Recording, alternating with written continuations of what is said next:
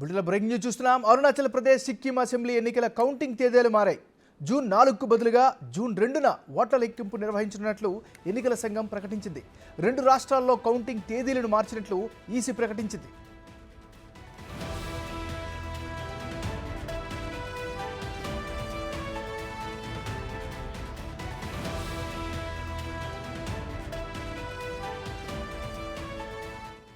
బులెటిన్లో మనం breaking news చూస్తున్నాం. అరుణాచల్ ప్రదేశ్ సిక్కిం అసెంబ్లీ ఎన్నికల కౌంటింగ్ తేదీలు మారాయి.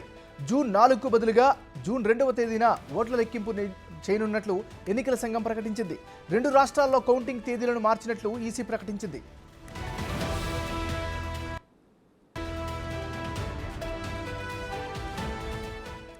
ఇక ఈసీ అప్డేట్కి సంబంధించి మరింత తాజా సమాచారాన్ని ఢిల్లీ నుంచి మా రిపోర్టర్ శివ అందిస్తారు. శివ, చెప్పండి, మార్పుకు గల కారణం ఏమిటి?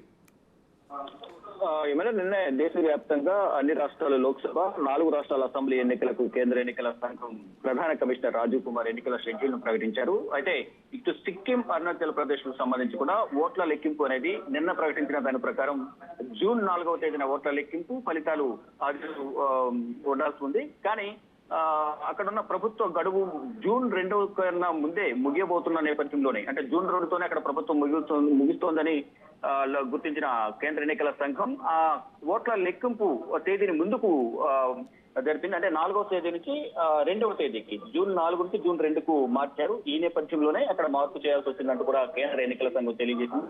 మొత్తం అంటే నిన్న తెలిపిన ప్రకారం నోటిఫికేషన్, గెజిట్ నోటిఫికేషన్ కానీ, నామినేషన్లో వేయడం కానీ, స్వీకరణ, అలాగే నామినేషన్ స్వీకరణ, పరిశీలన కానీ, విత్డ్రాల్ కానీ ఇవన్నీ యథావిధిగా జరుగుతాయి.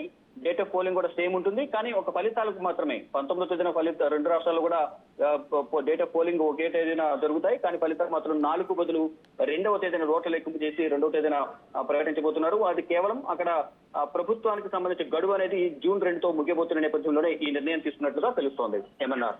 Right, thank you Shiva.